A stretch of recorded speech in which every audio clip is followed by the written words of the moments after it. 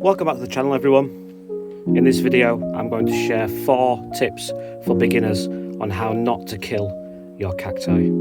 So let's get straight into it. Great northern exotic, botanist vibes hypnotic. Cacti in the crib, got the desert symbolic. Tropical greens in every corner. So this video might be for you if you've bought a cactus recently, or you're new to cactus growing, and you might have picked up something like this, a beginner's cactus, from your local hardware store, garden centre, etc., for a few pounds. And I've thought of 4 main reasons that might end up with this being killed in its first year or so. And I'm going to share these and how to avoid it and keep it thriving and alive. So we'll start with number 1. So tip number 1 is to choose the correct pot. So a lot of the cacti that you might get from local shops might come in one of these kind of pots, or it might come in a ceramic pot.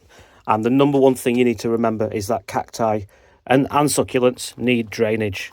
So you can see here 2 pots that look quite similar, but one of them could make you easily kill your cactus, and it's this one.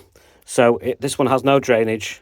This did actually come with a cactus inside. Usually the grower's pot sits inside this and it looks really nice, but there's no drainage. And what can happen is when you water the cactus, you don't know that in fact it's sitting in water, because you can't see the water there. So one thing you could do is obviously drill a hole in it if you've got the right drill bit, to add drainage to this one, or you can pick up something like this that comes with a drainage hole, and it comes with a little saucer, so you can actually see if you filled that up. If you watered it too much, the water would run out the bottom and you could see it and you could drain it off, because you need to be able to see the water drain off. Here's 2 more examples that I picked up recently in shops. Both of them, no drainage. If I left them like that in these pots as they are, I could easily kill those within the first year. So please choose a pot with drainage. 1 drainage hole is good, but the more the better. You can get specialist cacti pots that have more than 1 hole. I've got a couple. Well, these are more bonsai pots, but bonsai and cacti pots are great because they've got multiple drainage holes. Drainage is your friend. So that's tip number 1. Okay, tip number 2 is to choose the right compost, soil, substrate, whatever you want to call it, potting mix. A lot of these cacti that you buy from the shops come in just your standard growing compost, which is far too wet and it holds too much water. And of course we're trying to replicate the situation in nature, in the habitat, and of course they're growing desert regions where the soil isn't fantastic for nutrients. So one easy thing you can do is you can amend your compost, just some growers compost, with something inorganic like horticultural grit.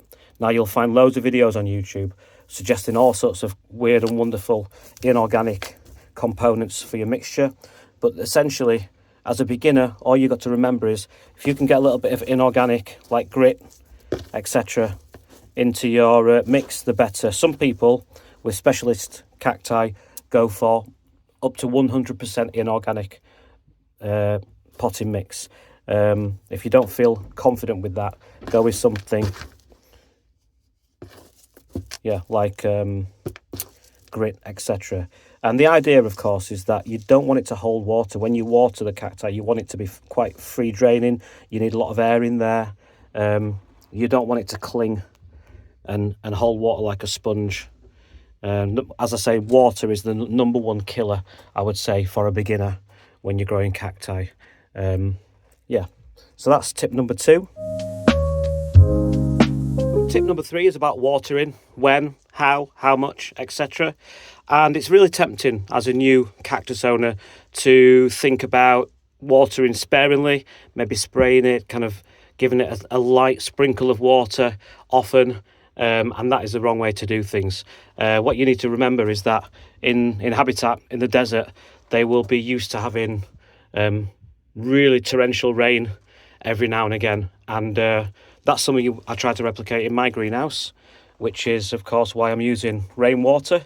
If you can collect rainwater is the way to go. And every week in summer, I will give it a dunk from the bottom. So I'll sit it in there, let it fully saturate, and then eventually I'll let it drain off.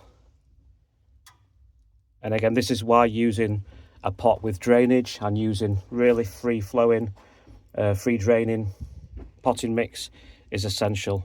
So once all the air bubbles have come out, I'll lift this beginner cactus out, and then I can stand it and just let it drain off. And there you go. Another thing to remember is that most cacti, for most growers, especially in the UK or maybe in colder climates, need to give their cacti and their succulents a dormancy period over winter. So in my greenhouse, I don't water anything essentially apart from a few winter growers. I don't water any of my cacti and succulents from perhaps the end of September until middle of March. They don't need it, and they'll survive, of course. They'll shrivel, and by February, March, they'll look terrible and wrinkly and shriveled, and they'll look like they need a drink, but they do benefit from that.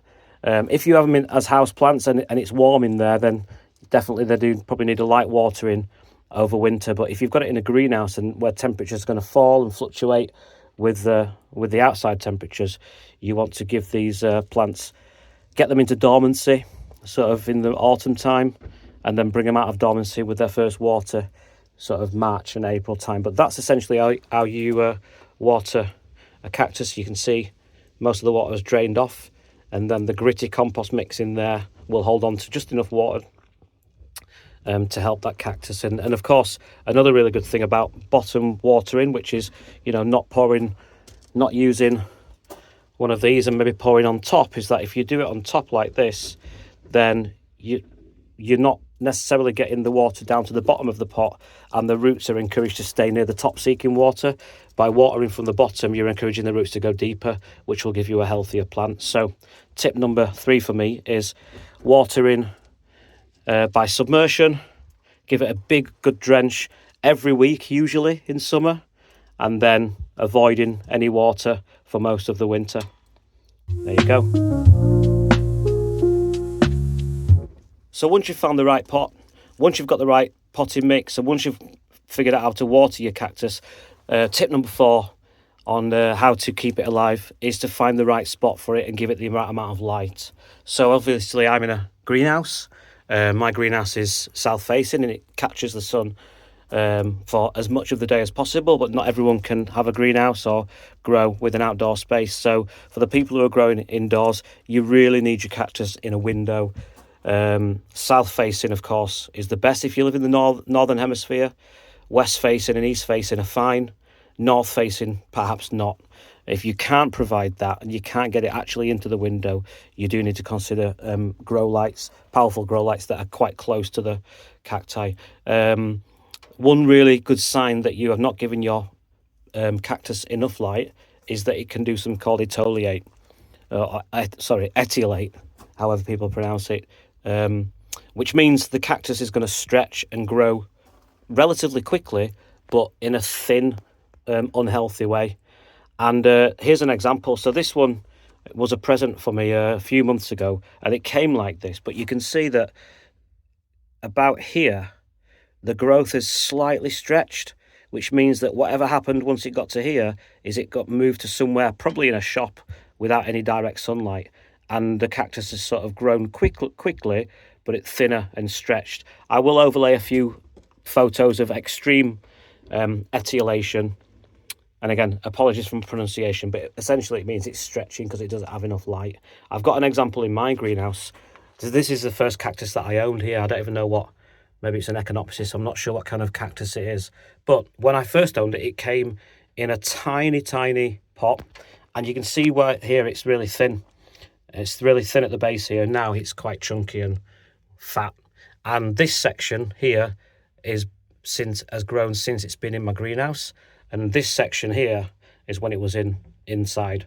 And back then, I'm talking a decade at least ago, I didn't know anything about cacti care or growing. And you can see there that it grew really thin and quite quickly. And once that happens to your cactus, it doesn't improve. That's how it stays. So this will never get thicker. This will never improve. And it will always be quite top heavy now.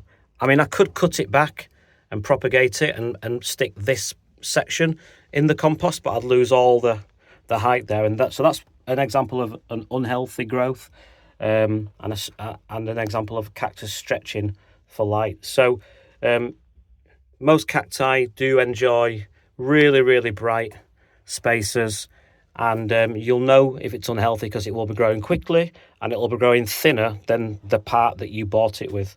Now this one's outside in the greenhouse, it should improve, but this section will always be thinner than this section.